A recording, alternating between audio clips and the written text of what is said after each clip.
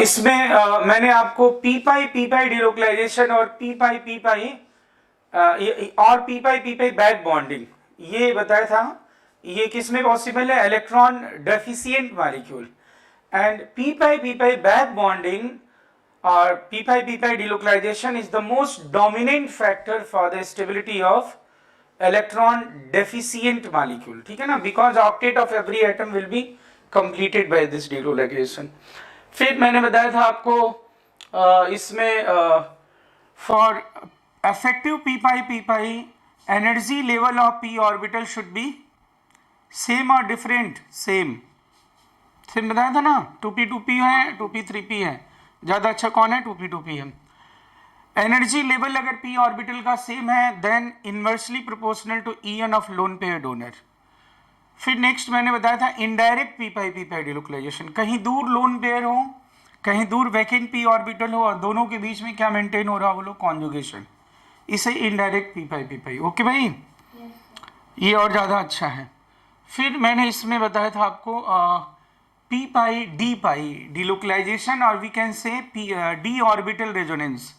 इसमें कैसे क्या होता है आपको बस इतना याद रखना, it is only possible in those molecule in which octet of every atom is completed and there should be presence of lone pair negative charge and vacant d orbital at vicinal position. आप तो याद रखना loan pair negative हो और बगल में क्या हो? बोलो इन चार में से कोई आइटम हो। बोलो कौन सा आइटम? बोलो क्या बताया था?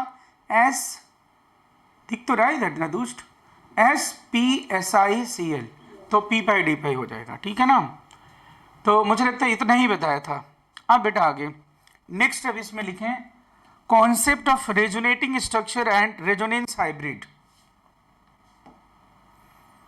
नेक्स्ट हम लिखें बेटा concept of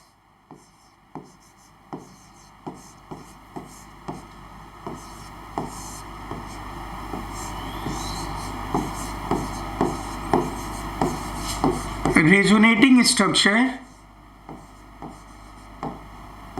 and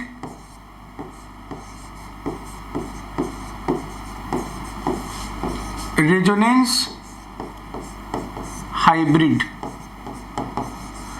resonating structure और कैनोनिकल स्ट्रक्चर भी बोलते हैं इसे ना, रेजोनेटिंग स्ट्रक्चर और कृष्ण बोलो कैनोनिकल स्ट्रक्चर भी बोलते हैं इसे। तो ये इसका कॉन्सेप्ट कैसे है देखो। तो बच्चों मॉलिक्यूल की सर्टेन प्रॉपर्टीज को हम क्या कर सकते हैं? बोलो लैब में या एक्सपेरिमेंटली हम क्या कर सकते हैं? बोलो मेजर कर सकते हैं। जैसे उसका किसी भी मॉलिक्यूल की डेंसिटी हो, किसी भी मॉलिक्यूल का हीट ऑफ कंबशन हो या फिर उसका किसी कंपाउंड का डेंसिटी हो, रिफ्रैक्टिव इंडेक्स हो, सरफेस टेंशन हो, मेल्टिंग पॉइंट, बॉइलिंग पॉइंट, ये सारे हम क्या कर सकते हैं? बोलो हम एक्सपेरिमेंटली मेजर कर सकते हैं। ठीक है ना, इंस्ट्रूमेंट से मेजर किया जा सकता है। बॉन्ड लेंथ है, बॉन्ड लेंथ भी मेजर कर सकते हैं। तो ये है बेंजीन मॉलिक्यूल। अब इसमें बेंजीन मॉलिक्यूल में जो बॉन्ड अभी आपको दिख रहा है, ये स्ट्रक्चर देख करके आपको क्या दिख रहा है? बोलो सिंगल बॉन्ड भी दिख रहा है और डबल बॉन्ड ना। बोलो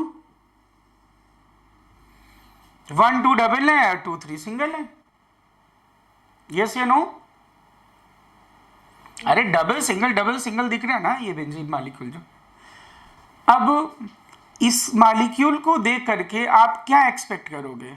single bond, double bond, triple bond. सबसे बड़ा कौन सा? सिंगल बॉन्ड, उससे छोटा डबल और सबसे छोटा क्या होता है? ट्रिपल बॉन्ड होता है ना। तो अब इसमें सभी बॉन्ड लेंथ देख के तो ऐसा लग रहा है कि डिफरेंट है भाई, अलग अलग है ये। लेकिन अब अगर इंस्ट्रूमेंट से जब इसको मेजर किया गया कि कार्बन कार्बन जो इसमें बॉन्ड लेंथ है वो क्या है, तो जो रिजल्ट अपने को मिला वो रिजल्ट मिला कि all CC bond length, all carbon carbon bond length in benzene are equal. ऐसा रिजल्ट डिस्प्ले हुआ एक्सपेरिमेंटली, इंस्ट्रूमेंट से जब मेजर किया गया। तो ये जो रिजल्ट आया है क्रिश कि all carbon carbon bond length are same, Rishika, क्या इस रिजल्ट को ये स्ट्रक्चर एक्सप्लेन कर रहा है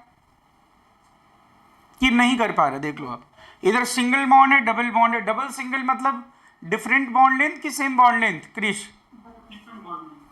ओ, इसका मतलब ये स्ट्रक्चर। तो फिर ये सोचा गया कि भाई ऐसा है, ये जो मॉलिक्यूल है ना, ये आप बोलो जरा, ये जो स्ट्रक्चर मैंने बनाया है, ये स्ट्रक्चर क्या उस रिजल्ट को एक्सप्लेन कर पा रहा है?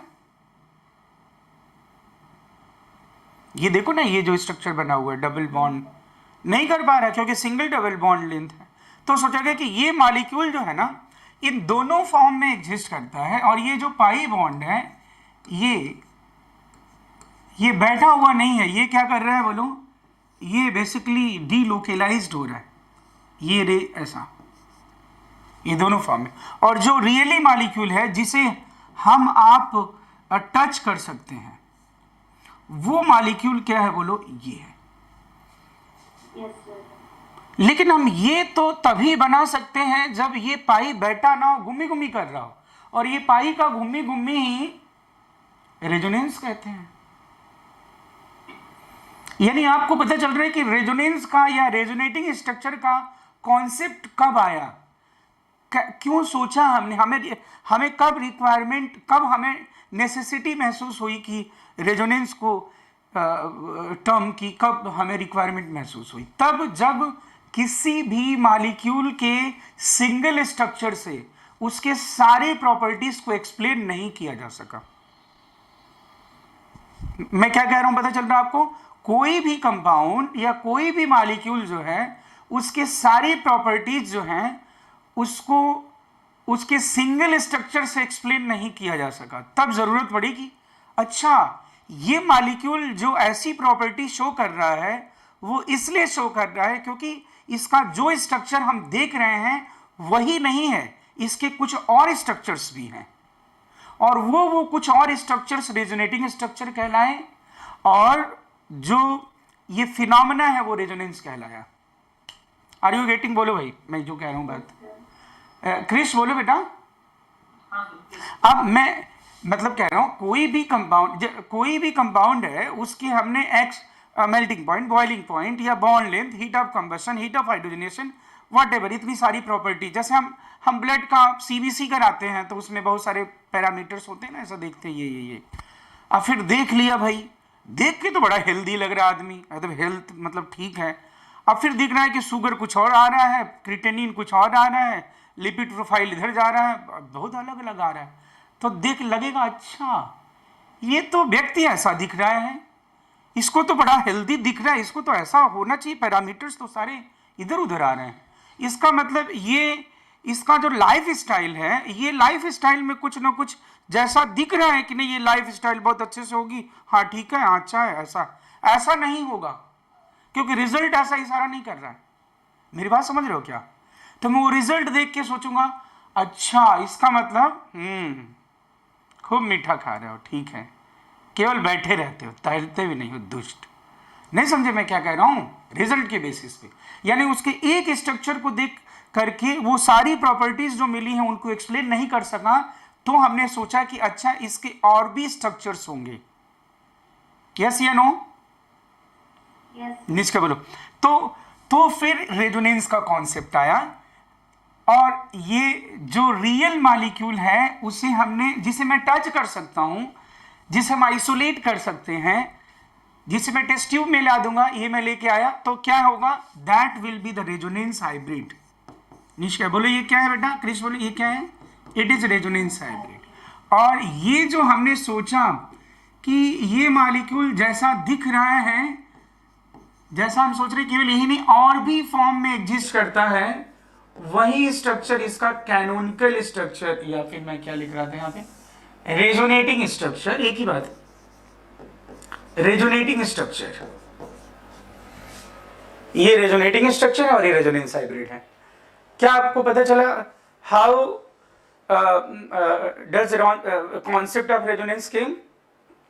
बोलो। किसी भी कंपाउंड के एक स्ट्रक्चर से उसके सारी प्रॉपर्टीज को एक्सप्लेन नहीं किया जा सका, तो फिर हमने सोचा कि ये मॉलिक्यूल डिफरेंट फॉर्म्स में एग्जिस्ट करता होगा, इसलिए हम इसकी प्रॉपर्टी को ऐसा पा रहे हैं। जैसे एक एग्जांपल और इलॉजिकल दूंगा, मैं कहूंगा कि कोई बच्चा क्लास में बैठा बहुत शांत रहता है, ऐसा बैठा बैठा रहता है, मतलब कुछ आंसर नहीं देता, बैठा रहता है, ऐसा बहुत ज्यादा बोलता नहीं है। मैंने ऐसे कई बच्चे ऑब्जर्व किए। अब उसके बाद फिर रिजल्ट आया तो बड़ा अच्छा आ गया रिजल्ट तो उसका। इसका मतलब क्या हुआ बताओ?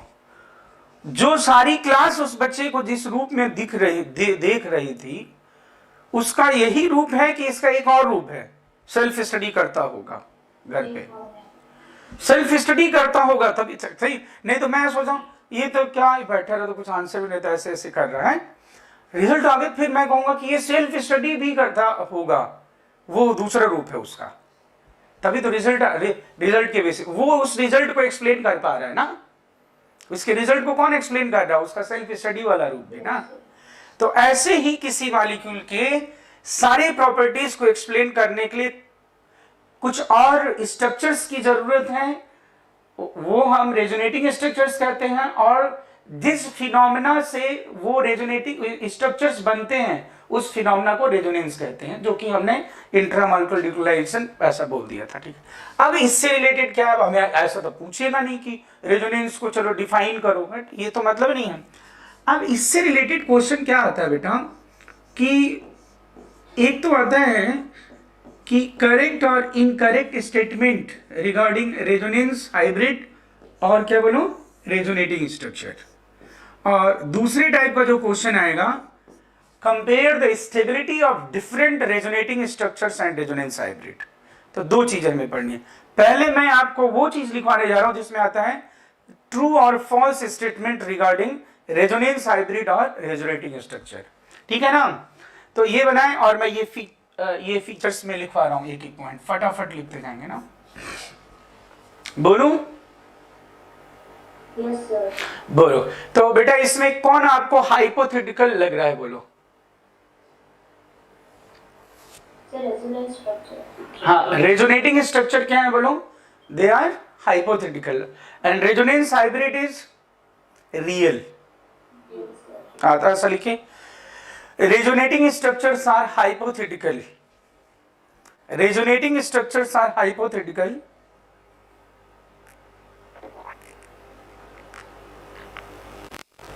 while resonance hybrid is real. While resonance hybrid is real, resonating structure are hypothetical while resonance hybrid is real.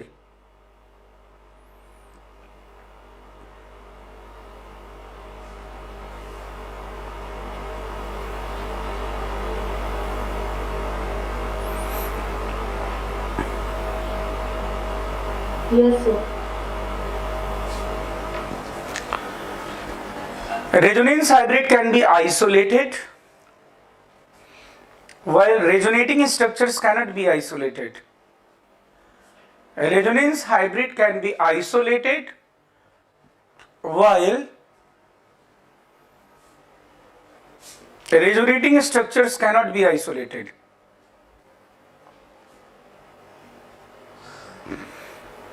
Resonance hybrid can be isolated. हाँ, कैन बी आइसोलेटेड। जो रियल होगा वही आइसोलेट हो सकता है, जो काल्पनिक है वो आइसोलेट कैसे होगा? Yes, sir. लिख लिया? Yes, sir. Energy content of different resonating structure. Energy content of, energy simple बोलूं या एनर्जी कंटेंट एक ही बात है।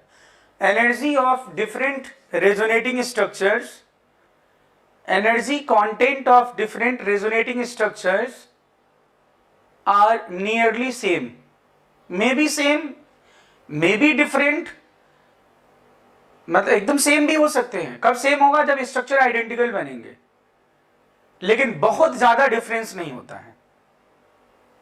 क्या लिखा आपने? Energy content of different resonating structures are nearly same. Yes, sir. Different structures जो बनते हैं इनकी एनर्जी लगभग लगभग क्या होगी? बोलो। सेम। नेक्स्ट लिखिए, स्टेबिलिटी ऑफ रेजोनेंस हाइब्रिड,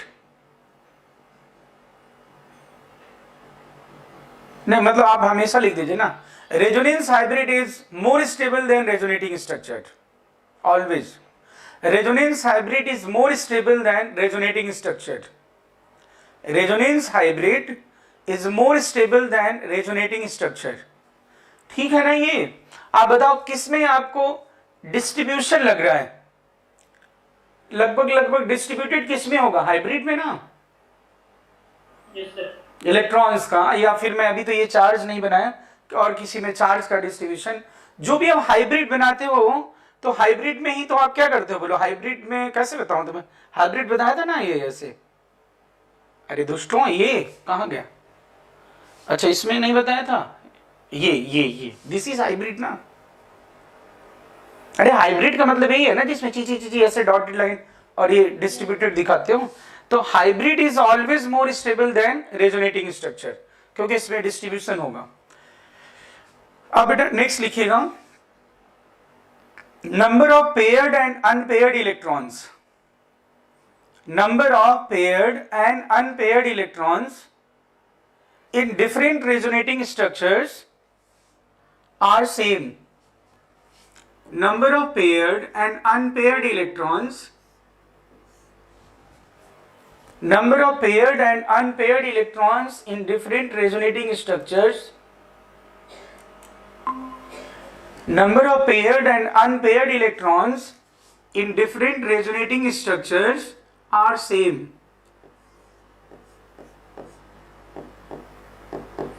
आप बेटा देखिए कितना आसान है राहुल, ये तो लिखा ही हुआ है, तुम जस्ट एक बार देख लो बस। आप बेटा इसमें बोलो नंबर ऑफ पेयर्ड अनपेयर्ड क्यों ना सेम होंगे? देखो जरा, इसमें लोन पेयर देख लो और इसका जो रेजोनेटिंग स्ट्रक्चर है बन रहे हैं, इन दोनों रेजोनेटिंग स्ट्रक्चर में आप लोन पेयर देखो।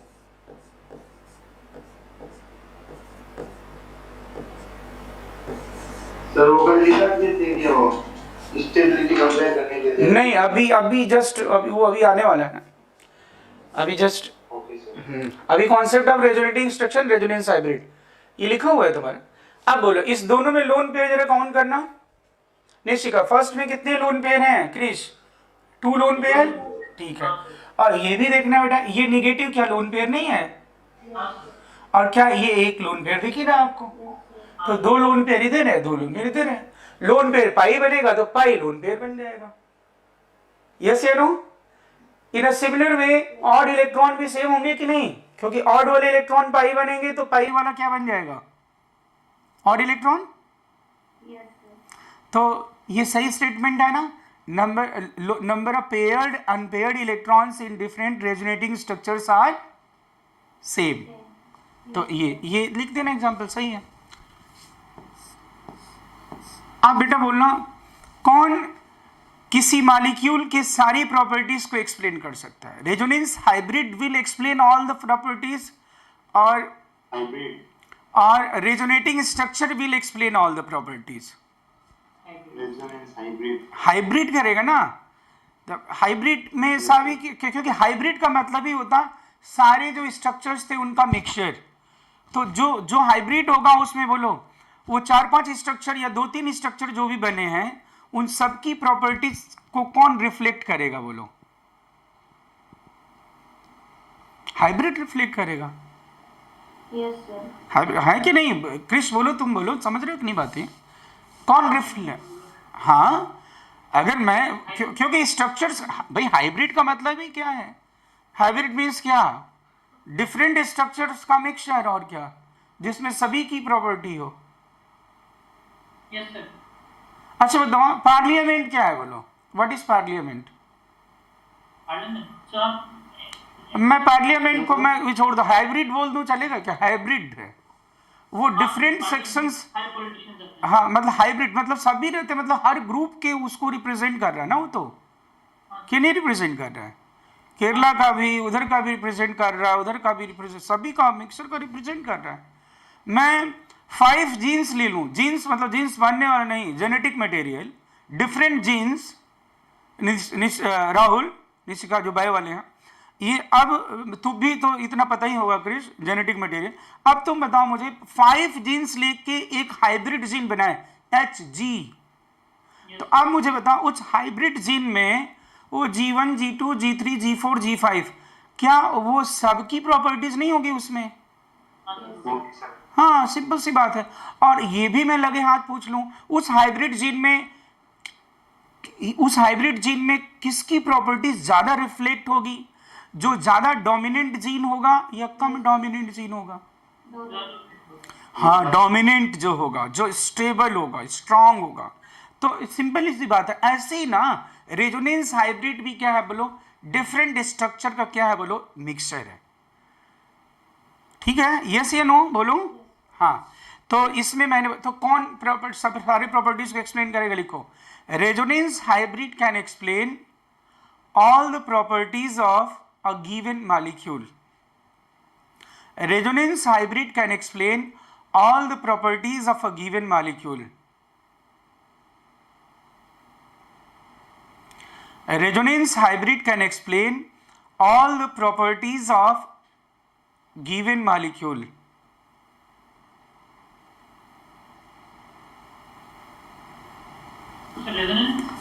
Resonance hybrid can explain all the properties of a given molecule. All the properties of a given molecule, while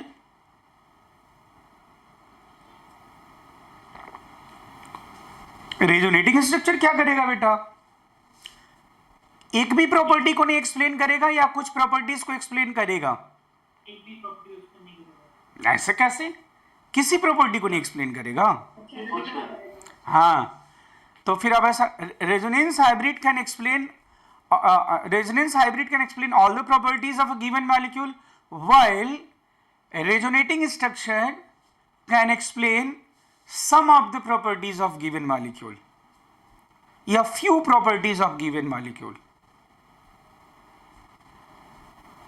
While resonating structure can explain some properties of a given molecule.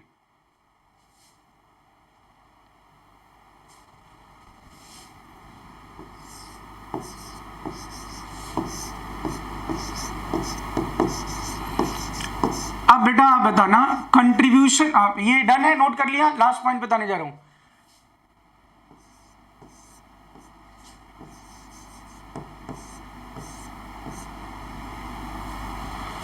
ओ बालकों, Yes, sir. Note कर लिया ना बोलो? हाँ, अब मैं एक चीज और पूछता हूं, ये स्टेटमेंट सुनना और बोलना कि ये ट्रू, क्योंकि resonance hybrid different resonating structure से मिलके बना होता है, उनका मिक्सचर है ये। तो अगर मैं बोलूं कि मैं स्टेटमेंट एक बोलता हूं, ये ट्रू है कि फॉल्स है बताना। Different resonating structures contribute to resonance hybrid in proportion of their energy. Yes, sir. फिर से सुनिएगा, different resonating structure contribute to resonance hybrid in proportion of their energy. True होगा। मतलब इसका समझ रहे हो, इसका मतलब क्या हुआ? जो रेजोनेटिंग स्ट्रक्चर जितना ज्यादा स्टेबल होगा, मतलब सॉरी, जितना ज्यादा एनर्जी रखेगा वो रेजोनेंस हाइब्रिड में उतना ज्यादा कंट्रीब्यूशन शो करेगा। तो ये रेजोनेंस हाइब्रिड जो है ना, ये रेजोनेटिंग स्ट्रक्चर का ही मिक्सचर है। ये इसका है, इसका है, इसका भी कंट्रीब्यूशन है इसके बनने में, इसका भी कंट्रीब्यूशन है। अभी तो दोनों, अगर ऑब्वियसली अगर दोनों आइडेंटिकल हैं तो कंट्रीब्यूशन कैसा होगा? आइडेंटिकल होगा। लेकिन मैं कह रहा हूं एनर्जी, आप कह रहे हो निशिका, एनर्जी अगर रेजोनेटिंग स्ट्रक्चर की ज्यादा होगी तो वो क्या होगा? स्टेबल होगा कि अनस्टेबल होगा? तो अनस्टेबल होगा तो कम कौन ज्यादा कंट्रीब्यूट करेगा? मोर स्टेबल मोर contribution, less stable less contribution. तो किस प्रोपोर्शन में? अपने एनर्जी के प्रोपोर्शन में नहीं कंट्रीब्यूट करते हैं, अपने स्टेबिलिटी की प्रोपोर्शन में कंट्रीब्यूट करते हैं। तो आप ऐसा लिखें, different resonating structures contribute to different resonating structures contribute to resonance hybrid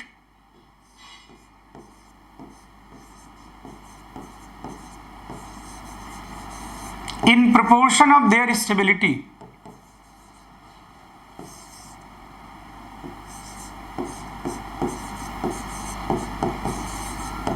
in proportion of their stability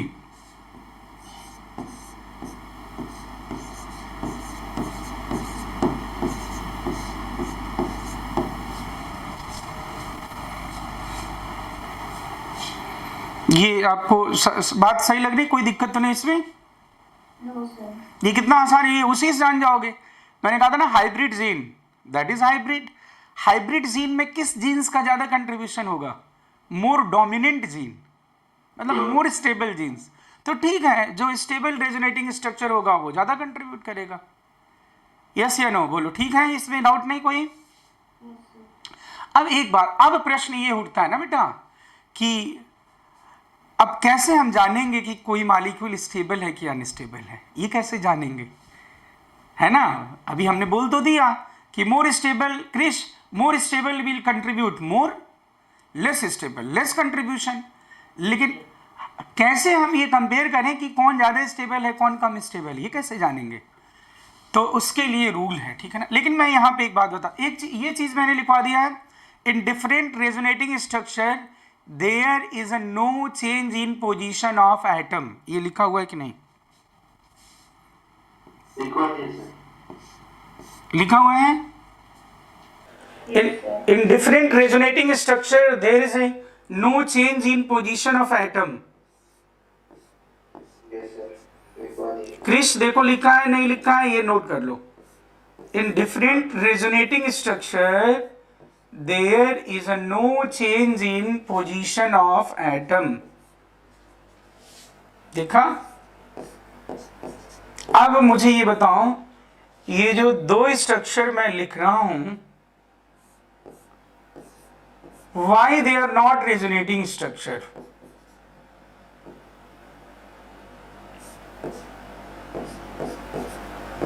अब बोलो, ए और बी दो स्ट्रक्चर जो बनाए हुए हैं इसका, why they are not resonating structure?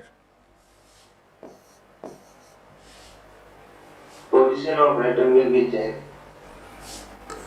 Are not resonating structure. तो बोलो क्या बताओगे? बोलो।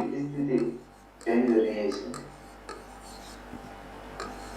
अरे आप लोग ही बोलो, निष्का बोलो, देखो ना इन दोनों में क्या, नहीं तो बच्चा तुरंत क्या करेगा ना, पाई इधर शिफ्ट क्या कहेगा, हाँ यहाँ प्लस है वहां प्लस आ गया, ठीक है। लेकिन ये 14 का मतलब समझते हो ना? अरे कार्बन आइसोटोप, इसमें देखो कार्बन 14 बीच में है और उसमें किनारे है। क्या रेजोनेंस में, रेजोनेटिंग स्ट्रक्चर्स में एटम भी घूमी घूमी करते हैं? एटम भी इधर उधर पोजीशन चेंज करते हैं क्या? नहीं सर। हाँ, तो फिर क्या, फिर ये तो आप बोलो ये नहीं है रेजोनेटिंग स्ट्रक्चर का ना? हाँ, क्योंकि इनके एटम में इनमें एटम की पोजीशन में क्या है बोलो, डिफरेंसेस हैं, ठीक है ना? डन, डन है, आगे बढ़े। ओके, अब बेटा आप लिखोगे rules in order to compare, rules to compare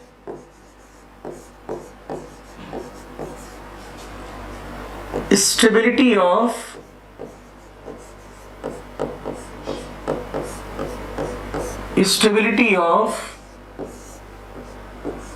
a resonating structure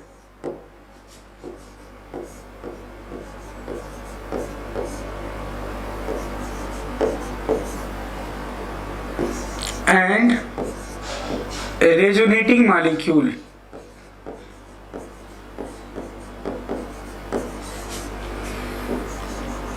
इसमें दो तरह के रूल्स बता रहे हैं आपको। क्या क्या बोलो? इसमें दो तरह के रूल, सुनना मेरी बात।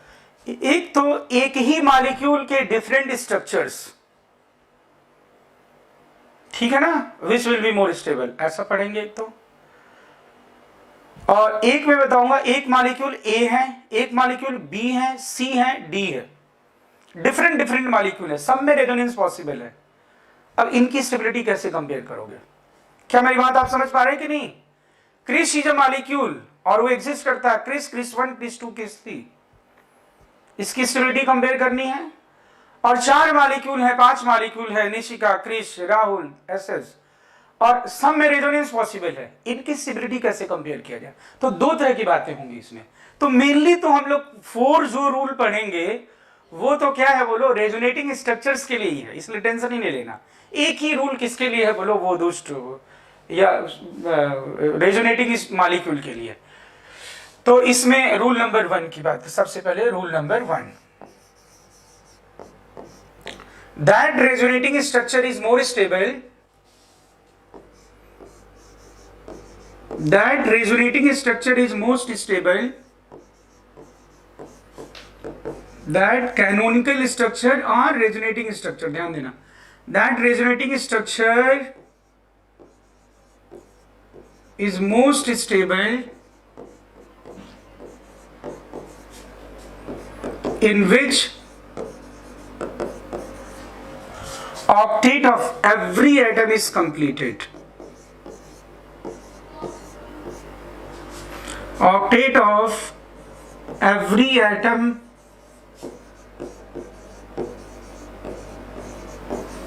are completed। और ब्रैकेट में लिख देना most dominant rule, most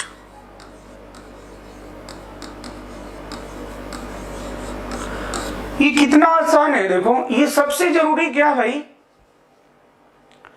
atom क्या होने चाहिए, हम लोग शुरू से पढ़ रहे हैं, एटम का ऑक्टेट क्या होना चाहिए, उनके पास इलेक्ट्रॉन क्या होना चाहिए, इनर्ट कॉन्फ़िगरेशन 8 होना चाहिए, ऑक्टेट कंप्लीट होना चाहिए, सबसे जरूरी यही है ना बोलो। हम लोग वैसे तो पढ़ते आ रहे हैं ना पहले से, एटम आपस में मिलते क्यों हैं, मॉलिक्यूल बनना, क्या क्या करते बोलो, ऑक्टेट कंप्लीट करने के लिए, इनर्ट गैस कॉन्फ़िगरेशन पाने के लिए, यही सबने पढ़ते बोलो कॉन्फ़िगरेशन में। तो सबसे डोमिनेंट क्या है फैक्टर बोलो, ऑक्टेट कंप्लीट होना चाहिए सबसे पहले। तो अगर मैं कोई बाकी कोई रूल नहीं देखना, प्लस नहीं देखना, माइनस नहीं देखना, न्यूट्रल नहीं देखना, माइनस कहाँ है प्लस कहाँ है, कुछ भी नहीं देखना, सबसे पहले जो देखना है वो सिर्फ यही कि ऑक्टेट किसमें कंप्लीट है, that resonating structure will be most stable, बस खत्म बात। अब ये देखो ये फर्स्ट से सेकंड कैसे बन रहा है क्रिश, इसमें कौन सा डिलोकलाइजेशन हो रहा है पता चल रहा है कि नहीं आपको, ये पी ऑर्बिटल वेकेंट है और यहाँ लोन पेयर है, निशिका बोलो, पी पाई बैक बॉन्ड, बोलो बोलते नहीं, सुनना नहीं तुम लोग, हाँ पी पाई बैक बॉन्डिंग से, ओके। अब बोलो किसमें ऑक्टेट सभी का कंप्लीट है, अगर कार्बन पे कभी भी प्लस आ जाए, मेरी बात सुन लेना क्योंकि बार बार आप लोग गलती करते हो, कार्बन पे कभी भी प्लस हो तो कितने इलेक्ट्रॉन, 6 इलेक्ट्रॉन, और क्या यही ना, Yes. अरे कार्बन पे प्लस हो तो 6 इलेक्ट्रॉन हुए, क्रिश इसमें क्या इतना ऐसे क्या देख रहे हो, ऐसा क्या 6 इलेक्ट्रॉन के नहीं, हाँ तो इसमें कार्बन पे प्लस 6 इलेक्ट्रॉन, ऑक्टेट इनकम्प्लीट, लेकिन इसमें जरा देख लो कितने इलेक्ट्रॉन है, सबका ऑक्टेट कंप्लीट है। अभी मत कहना इस कार्बन पे यहाँ पे हाइड्रोजन भी है भाई, सबके पास 8 इलेक्ट्रॉन हो गए कि नहीं, काउंट कर लो। निशिका बोल देना तुम्हें, ये लाइन डायग्राम वाले में तुम्हें कह रहे थे, ये पता है ना तुम्हें सब ये, Yes, sir. हाँ ये देख लो ये ऐसा, ठीक है, हाँ तो बोलो कौन स्टेबल होगा, फर्स्ट और सेकेंड, हाँ सबका ऑक्टेट क्या है इसमें कंप्लीट है, एवरी हैविंग 8 इलेक्ट्रॉन, लेकिन ऐसा नहीं बना होगा जो मैं ऐसा कर रहा हूं, ये तो अजीब से, जानते हो ना तुम लोग, ये तो राहुल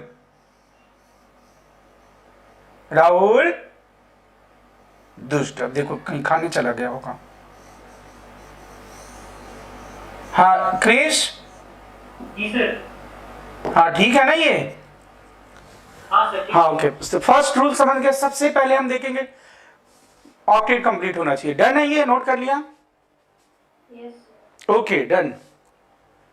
रूल नंबर 2, फिर मैं क्वेश्चन पूछता हूं अभी, rule number 2, that resonating structure will be most stable. अब ये रूल नंबर 2 कब हम अप्लाई करेंगे बेटा, जब रूल नंबर 1 फुलफिल नहीं हो रहा हो, है ना। Rule number 2, that resonating structure will be most stable, that resonating structure will be most stable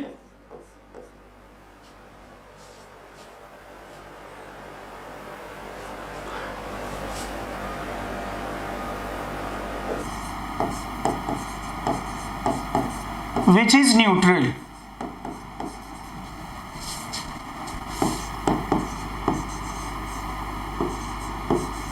मतलब मुझे ऐसा नहीं बोलना चाहिए था, मुझे ऐसा बोलना चाहिए, लिख दिया नहीं इतना, मैं बोल रहा हूँ सुन नहीं, इसी को लिख दीजिए। और neutral resonating structure is more stable then charged resonating structure. Neutral resonating structure is more stable then charged resonating structure.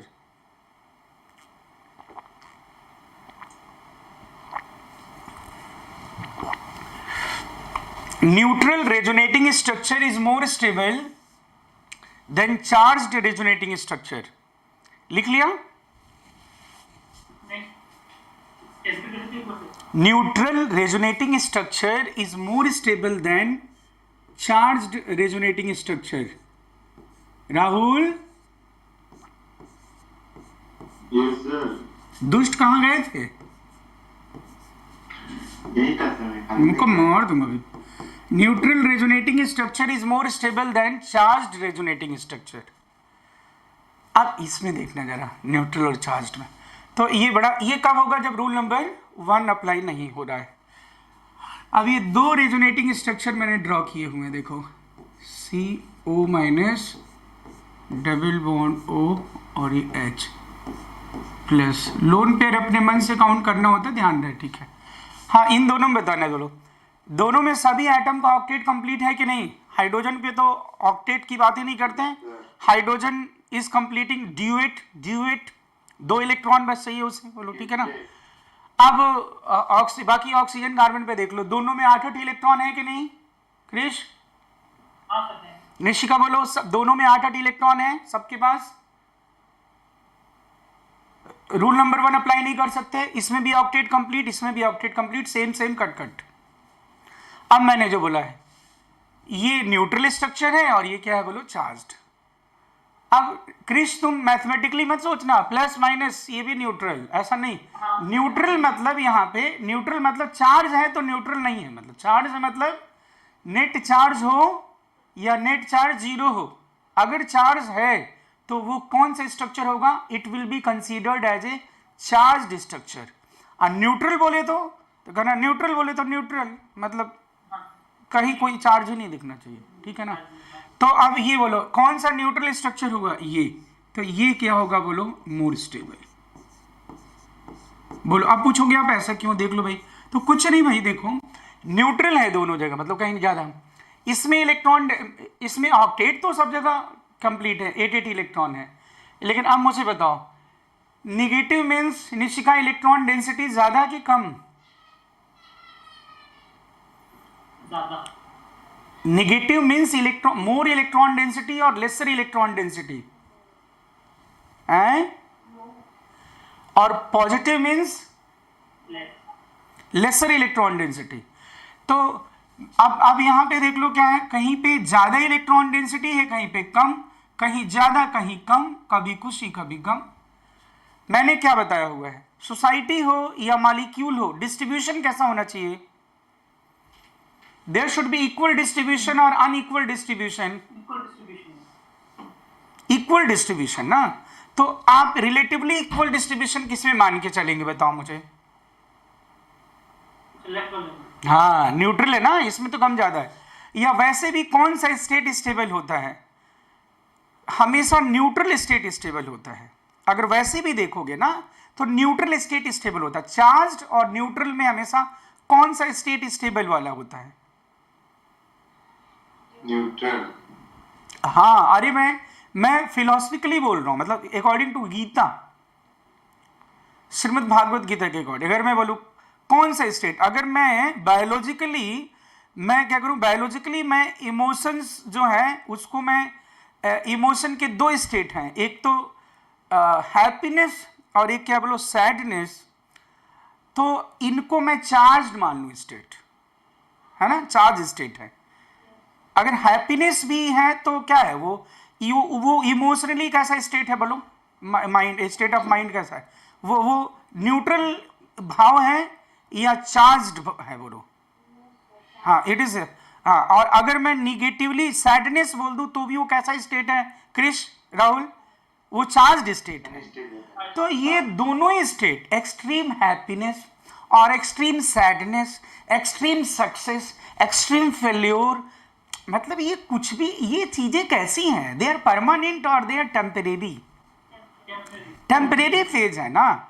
और लेकिन एक, इसीलिए हमेशा क्या होता है, extreme happiness, extreme sadness, extreme success, extreme failure, huge money, huge loss, सब में एक ही चीज, सब मिट्टी है, खत्म बात। जो ज्ञानी लोग होते हैं, हम लोग जैसे लोग, जो ज्ञानी लोग वो हमेशा क्या कहेंगे, कोई बात नहीं, सब ठीक है, एक ही जैसा है। एक सिचुएशन में हमेशा कौन रहता है, वही ज्ञानी है। वो भाव है कौन सा, उदासीन भाव है, न्यूट्रल। तो फिलोसफिकली भी तुम देखोगे तो which is stable, which is stable state, neutral state is stable, yes या नो? क्रिश बोलो, राहुल, हाँ। तो more stable form is neutral state is more stable. Rule number 2 हो गया। Now rule number 3, rule number 3 में बेटा क्या है, that structure is more stable, that resonating structure is more stable,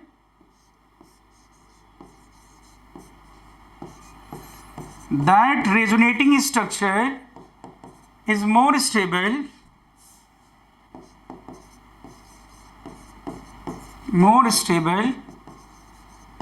in which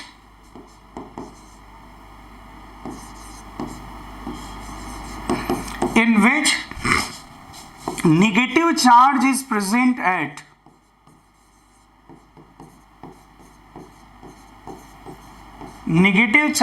present at more electronegative atom,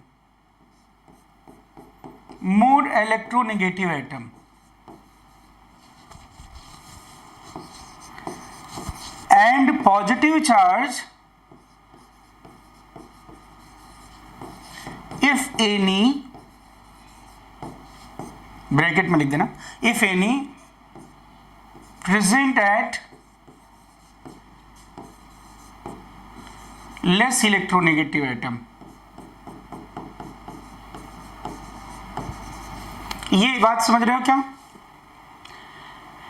ये rule तब apply होगा क्रिश जब रूल नंबर 1 और 2 अप्लाई नहीं हो, दोनों में कॉमन हो जाए।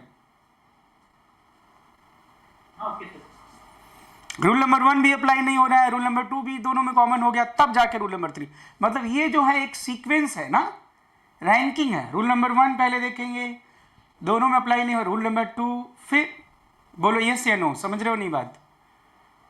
जब ये 1 2 क्या हो जाएंगे दोनों में, क्या बोलते हो उसको, अरे वो नहीं बोलते, मैच ड्रॉ, मैच ड्रॉ होना नहीं जानते हो दोस्त, हाँ, ड्रॉ हो जाएगा दोनों में सेम, तब जाके फिर आगे हम बढ़ते जाएंगे। तो ये देखेंगे थर्ड वाला। अब इसका मैं एग्जांपल बताता हूं, देखो ये मैंने लिखा है, दैट रेजोनेटिंग स्ट्रक्चर है, दूसरी जल्दी लिखो, तब तक चलो बता देंगे। हाइपर कॉन्जुगेशन कार्बोकेटाइन में होगा तो निष्का बोलो कौन कौन से ऑर्बिटल ओवरलैप होंगे?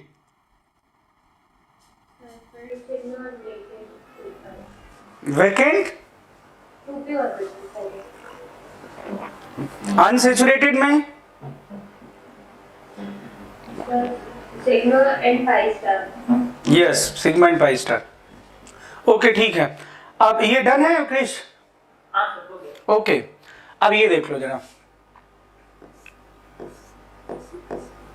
ये आप देखो बेटा, ये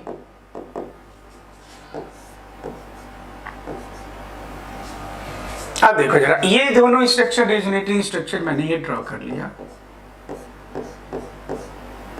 ये डबल बॉन्ड और ये O माइनस और ये H। आप बताओ, हाँ चलो भाई, ये दोनों स्ट्रक्चर में निशिका रूल नंबर 1 अप्लाई हो सकता है क्या, बोलो? रूल नंबर 1 क्या बोला था? Octet complete. देखो दोनों में ऑक्टेट कंप्लीट है कि नहीं? अरे कैसे नहीं है क्रिस, देखना जरा। 2 4 6 8 2 4 6 8 2 4 6 क्या क्या नहीं है? कंप्लीट है ना, तो दोनों में कंप्लीट है, सेम सेम कट कट। अब देखो रूल नंबर 2 क्या था? न्यूट्रल चार्ज्ड, कोई चार्ज नहीं है, मतलब सॉरी कोई न्यूट्रल नहीं है, दोनों चार्ज हैं, तो क्या रूल नंबर 2 अप्लाई होगा? निशिका? हाँ राहुल, अब क्या देखोगे रूल नंबर 3 जो बोला, निगेटिव का वेलकम कौन अच्छे से करेगा? निगेटिव का वेलकम कौन सा अच्छा? More electronegative atom. तो मोर इलेक्ट्रोनेगेटिव कौन है? ऑक्सीजन की कार्बन? ऑक्सीजन। हाँ, निगेटिव कहां पे अच्छा है बोलो? निशिका बोलो। अरे बोलते भी नहीं है सब दूर। हाँ, निगेटिव कहां पे अच्छा है? निगेटिव चार्ज, हाँ ऑक्सीजन पे, इसलिए स्टेबल कौन सा हो जाएगा? पता चल गया ना आपको ये? हाँ सेकेंड। तीनों रूल पता, ये 3 रूल के बेसिस पे आप लोग, मैं बताऊं बहुत सारे क्वेश्चन हो जाएंगे इसी में, मोर देन 70% तो राहुल इसी के रूल पे हो जाएंगे। बाकी फ्लो एरोमेटिक और ये सब बहुत सारा आएगा, वो तो कोई बात नहीं, लेकिन इसी 3 के बेसिस पे ही हो जाएंगे बहुत सारे। अब जैसे मैं पूछ लेता हूं, देखो जरा फटाफट, इनकी आपको स्टेबिलिटी अरेंज करनी है।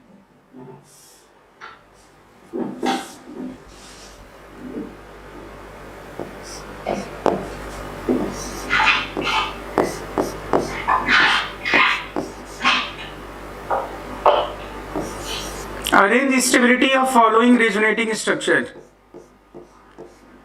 Arrange stability of following resonating structure. Lone pair given नहीं होगा, ये ध्यान रहेगा आपको। हालांकि मैंने यहां पे लिख दिया है लोन पेयर।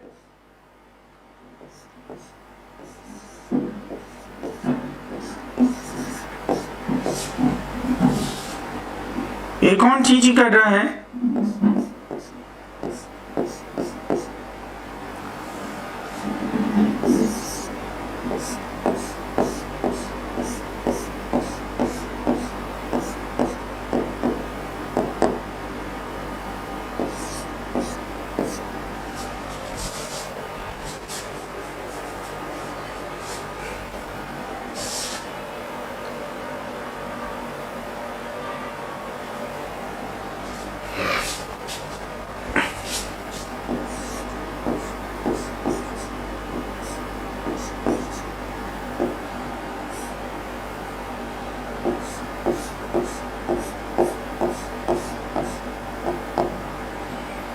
सभी में दिख रहा है ना आप लोगों को? सारे स्ट्रक्चर दिख रहे हैं ना तुम लोगों को? Yes sir. चलो पहले तो ये अरेंज कर दो। चलो पहले दो नंबर लिखूं क्या? पहले एक अरेंज करो, जो फिर दूसरा लिखता हूं। आदित्य,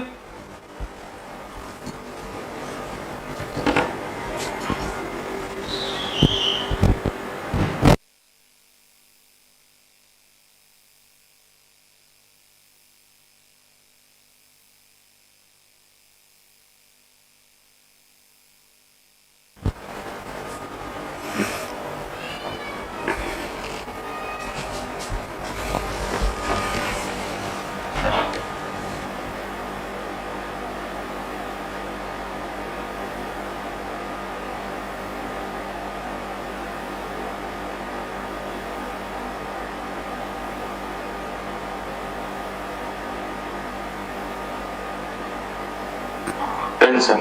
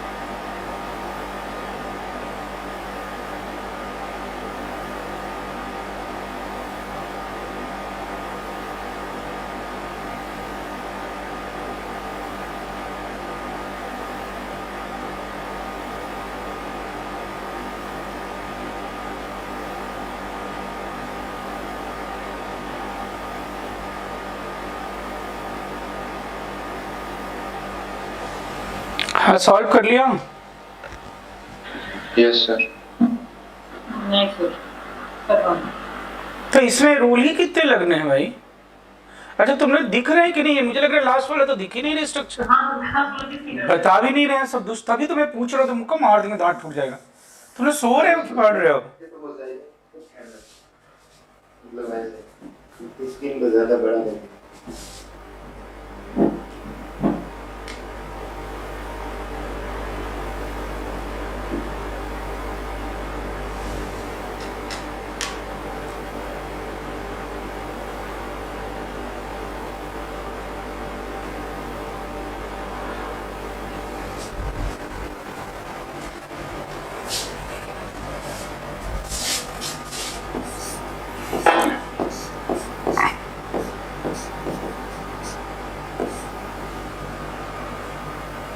क्या था ये?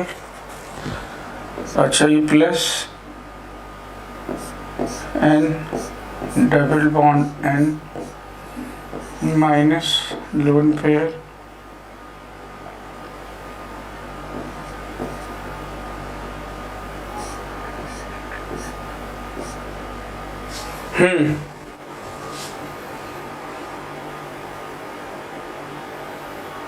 हाँ बोलो जल्दी। ऋषिका तुम सॉल्व नहीं कर रहे हो क्या? सर कर रही हूँ। नहीं तो इसमें क्या रूल कौन सा है? तुम्हें 3 रूल बताए हैं। फर्स्ट ऑक्टेट कंप्लीट वाला stable, second neutral resonating structure stable, third more electronegative item पे नेगेटिव चार्ज। तो तुम मुझे बताओ इसमें रूल कौन से लगेंगे? थर्ड रूल अप्लाई होगा क्या इसमें कहीं? नहीं थर्ड कह रहे हैं, सेकेंड रूल अप्लाई होगा कि सेकेंड रूल अप्लाई होगा? अरे मतलब सेकेंड कहां से अप्लाई होगा मुझे बताओ। Neutral resonating structure is more stable, इसमें न्यूट्रल है कहां? मुझे बताओ कोई न्यूट्रल है क्या? 2 ही तो रूल अप्लाई होने, पहला और तीसरा। और पहला भी अप्लाई करो और तीसरा भी पहले तो फर्स्ट देखोगे ना। फर्स्ट बोलो ऑक्टेट किसमें किसमें कंप्लीट है? चलो बोलो। ए में कंप्लीट है। ए में कंप्लीट है बस, और बी में मतलब ए में हाँ बी में भी कंप्लीट है। और देखो सी में नहीं कंप्लीट है, नाइट्रोजन का इनकम्प्लीट है, इसमें कार्बन का इनकम्प्लीट है। ए बी में कंप्लीट है, octet complete, same same cut cut. अब क्या देखूं मैं? नंबर 3 क्या बोला है? Negative charge should be on more electronegative और लेस इलेक्ट्रोनेगेटिव। तो मोर इलेक्ट्रोनेगेटिव कौन सा है? देखो इसमें कार्बन पे माइनस है, इसमें नाइट्रोजन पे माइनस है, और दोनों में नाइट्रोजन पे plus, same same cut cut. अरे भाई जो सेम सेम होगा वो तो कट कट करोगे ना दोस्त। 10 plus n plus same same cut cut हटा दो। C माइनस n माइनस कहाँ पे? अच्छा n माइनस, तो क्या हो गया? बॉम्बे। फिर हो गया A। चलो C और D दोनों में ऑक्टेट इनकम्प्लीट है। चलो ठीक है। अब इसमें देख लो न्यूट्रल है नहीं कोई। चार्ज देखो नाइट्रोजन पे माइनस, कार्बन पे माइनस, कहाँ पे? अच्छा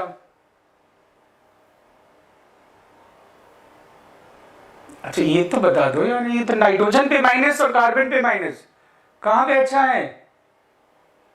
नाइट्रोजन पे माइनस। तुम क्यों नहीं बोले? मोर इलेक्ट्रोनेगेटिव पे माइनस अच्छा होता है ना यार। तो कार्बन नाइट्रोजन में कौन इलेक्ट्रोनेगेटिव है? नाइट्रोजन। हाँ तो नाइट्रोजन, कार्बन पे प्लस नाइट्रोजन पे plus, which is less electronegative? अरे अभी तो सर नाइट्रोजन।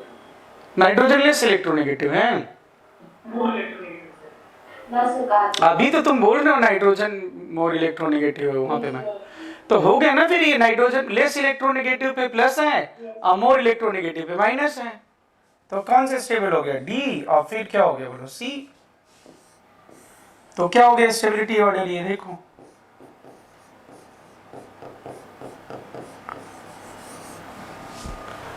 नहीं समझ गए रूल? क्या कितना आसान था, 3 ही तो रूल है। लेकिन अब कार्बन नाइट्रोजन में कैसे नहीं जाना?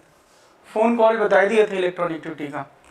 नेक्स्ट क्वेश्चन पूछ रहा हूं, इसमें आगे बढ़े। Yes sir. क्रिश नोट कर लिया है? Yes, sir. हाँ अब चलो ये कंपेयर करो स्टेबिलिटी।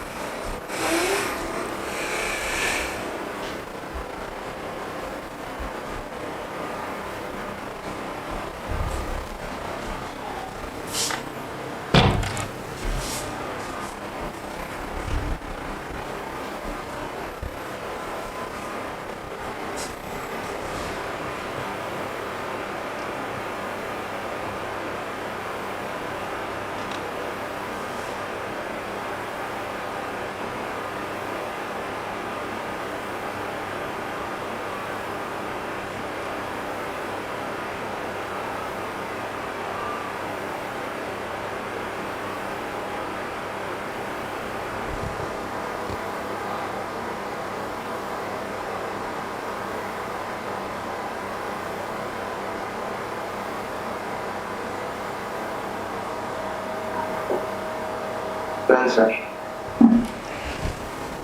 डन है भाई। ये लोन पेड तो सब जगह बना लेते हो ना, देख लेना अकाउंट लोन पेड। सबसे पहले क्या देखना, ऑक्टेट कंप्लीट। Yes, sir.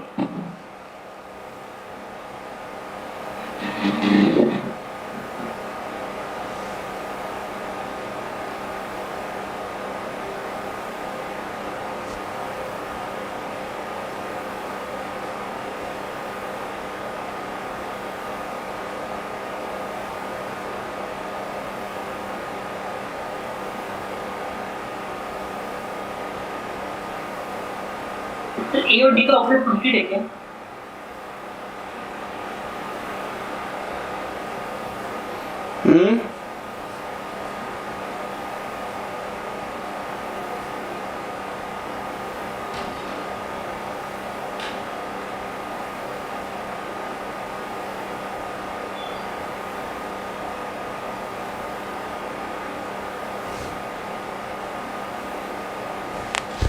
बोलो।